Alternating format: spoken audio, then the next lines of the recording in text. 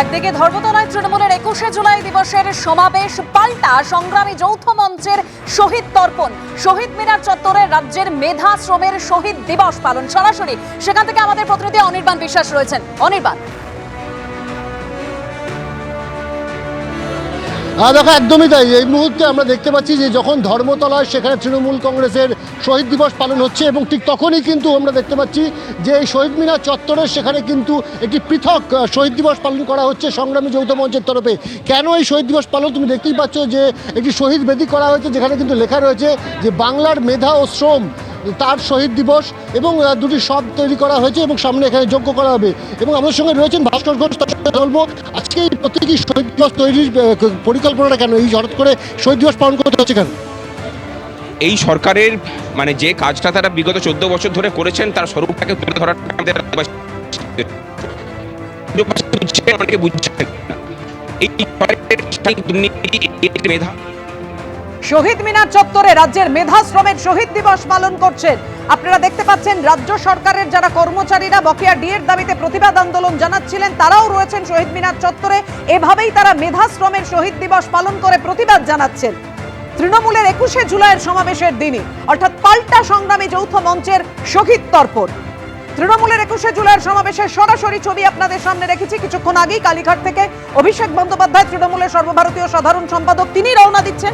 আর কিছুক্ষণের মধ্যেই তিনি এসে পৌঁছবেন সমাবেশ স্থলে, এসে পৌঁছবেন মমতা বন্দ্যোপাধ্যায়।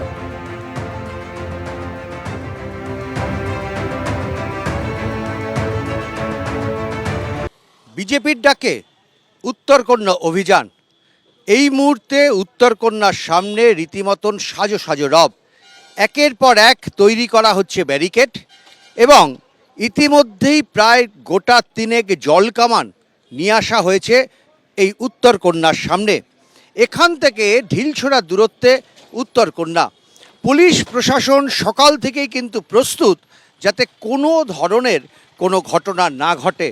সকাল থেকে একের পর এক পুলিশ কর্মীরা ভিড় জমাতে শুরু করেছেন উত্তরকন্যার সামনে, এবং রাখা হয়েছে রায়ট সেন্ট্রাল ফোর্স, অর্থাৎ কোনো রকম অপ্রীতিকর কোনো ঘটনা যদি ঘটে তাহলে তা বাধা দেওয়ার জন্য।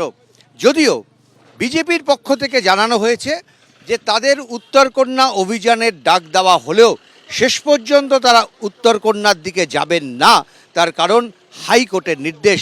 হাইকোর্ট স্পষ্ট জানিয়ে দিয়েছে এখান থেকে মূল রাস্তা দিয়ে মিছিল করা গেলেও কোনোভাবেই কিন্তু উত্তরকন্যার সামনে যাওয়া যাবে না। তবুও কোনো রকম ঝুঁকি নিতে নারাজ শিলিগুড়ির প্রশাসন। সমস্ত রকম ব্যবস্থা তারা নিচ্ছেন, যদি কোনো রকমভাবে উত্তরকন্যার দিকে কোনো মিছিলের অভিমুখ ঘুরে যায় তা যাতে সঙ্গে সঙ্গে আটকানো সম্ভব হয় তার জন্য প্রস্তুত প্রশাসন।